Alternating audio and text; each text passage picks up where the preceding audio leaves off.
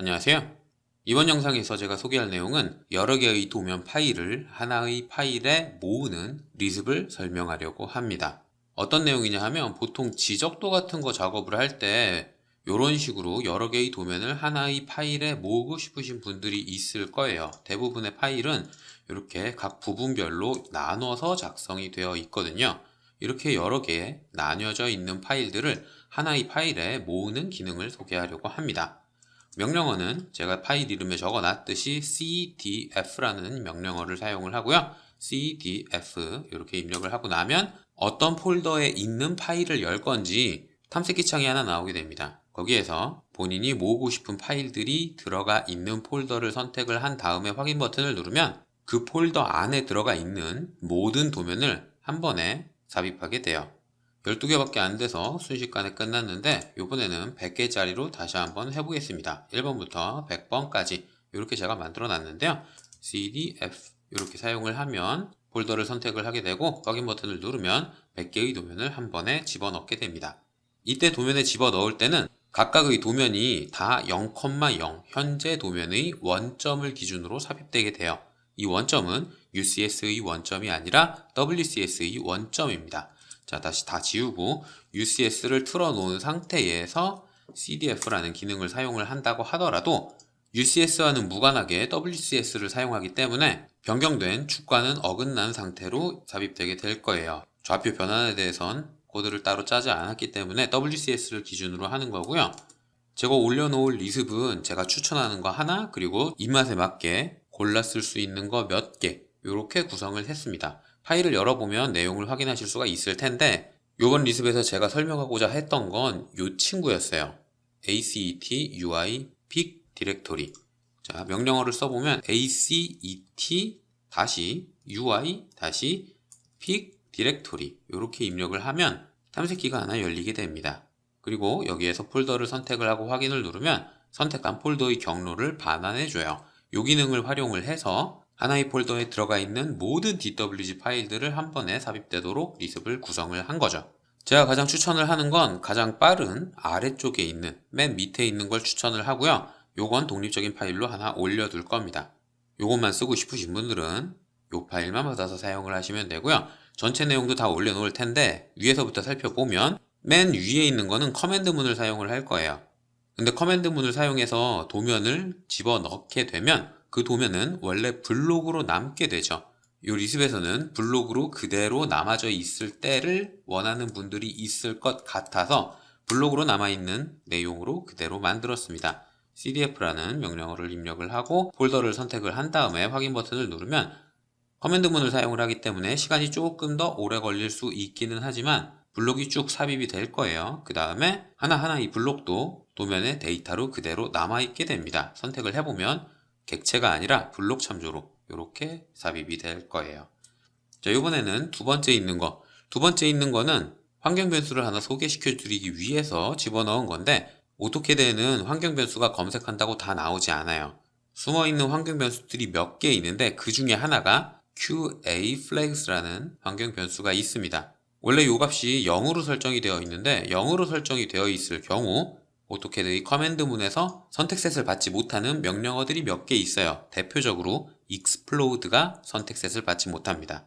그래서 커맨드 문으로 explode를 쓰고 싶을 경우 이 친구를 1로 바꿨다가 explode를 하고 그리고 explode를 선택할 때에 객체에 선택셋을 집어넣어 줘야겠죠. 그 다음에 다시 환경 변수를 0으로 바꿔줘야만 합니다.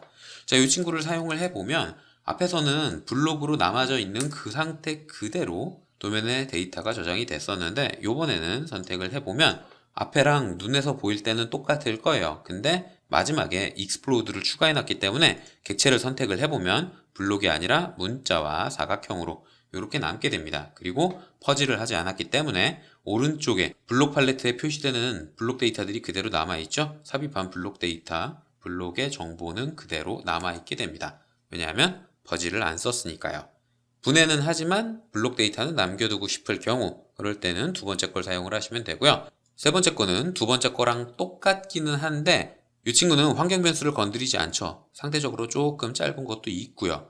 그 이유는 블록을 집어 넣을 때 insert라는 명령어를 사용을 할 때 explodera는 옵션을 사용을 할 수가 있어요. 애초에 분해된 상태로 삽입을 할 수가 있기 때문에 explode를 굳이 사용할 필요가 없는 거죠. 그래서 이 친구는 결과물은 두 번째 사용했던 명령어랑 같은 결과물이 나오게 됩니다. 블록 팔레트에 블록에 대한 정보는 그대로 남아있게 되고 도면에 삽입된 객체들은 분해된 상태로 삽입되게 되는 거죠. 물론 커맨드를 쓰기 때문에 시간은 조금 걸릴 수 있어요. 객체를 선택을 해보면 총 100개의 사각형, 100개의 문자, 이렇게 200개의 객체가 삽입되는 거죠. 자, 그러면 요 밑에 있는 거는 뭐냐? 요 밑에 있는 거는 퍼지까지 사용을 하는 거죠. 분해된 상태로 삽입을 하고 퍼지를 사용을 해서 오른쪽에 블록 리스트에 블록이 남지 않도록 CDF 2번을 사용을 하면 이렇게 되는 겁니다. 블록들을 삽입함과 동시에 퍼지를 하기 때문에 시간은 조금 더 오래 걸릴 수 있어요. 삽입하고 나서 마지막에 남는 건 분해된 객체들, 그리고 도면에 각각의 파일에 대한 블록 정보는 남지 않는다는 거죠. 자, 이렇게 하면 커맨드문만으로도 훌륭한 리습을 만들 수가 있는데 문제는 느리죠. 그래서 ActiveX를 사용을 한 것도 맨 마지막에 집어넣어 놨어요. 이 친구를 사용을 하면 가장 먼저 보셨던 것처럼 속도도 빠르고 객체들은 분해된 상태로 삽입이 되고 블록 팔레트에 도면 정보도 남지 않게 됩니다. 이게 가장 깔끔하다고 생각을 해서 추천을 하는 거고요. 이것만 독립적인 파일로 남겨둘 거예요. 그리고 이 친구들은 배치에서도 사용을 할 수 있게 만들어 뒀습니다. CDF라는 커맨드를 사용을 하면 배치에도 마찬가지로 똑같은 작업을 하실 수가 있어요. 왜 그런지 모르겠지만 배치에도 이런 식으로 사용하시는 분들이 꽤 있더라고요. 그래서 모델 스페이스뿐만 아니라 페이퍼 스페이스에서도 사용할 수 있도록 컨디션을 집어넣어 놨습니다. 만약에 퍼즐을 하고 싶지 않다, 그런 분들은 여기를 지우시면 됩니다. 그리고 혹시라도 나는 도면을 집어넣으면서 분해하고 싶지 않다, 그런 분들은 이 부분까지 지우시면 돼요. 이 친구가 퍼즐을 하는 내용이고 이 친구가 삽입된 블록을 분해하는 내용입니다. 그러니까 이 친구를 지우고 이 친구까지 지우면 폴더 안의 도면들을 각각의 블록으로 유지한 상태에서 도면에 집어넣게 되는 거죠. 이 두 개를 지우면 가장 위에 있는 1번 리습과 동일하게 사용을 하실 수가 있고요. 전체 코드는 아주 무식하게 풀어 헤쳐서 써놨으니까 공부하실 분들은 한 줄 한 줄 어떤 내용이 실행이 되는 건지 10분에서 15분 정도 살펴보면 다른 코드를 짤 때 충분히 도움이 될 거라고 생각을 합니다. 자, 이렇게 해서 이번 영상에서 설명할 내용은 여기까지고요. 혹시라도 궁금한 게 있는 분들은 댓글이나 이메일을 남겨주시면 최대한 빨리 확인을 하고 답을 드리도록 하겠습니다.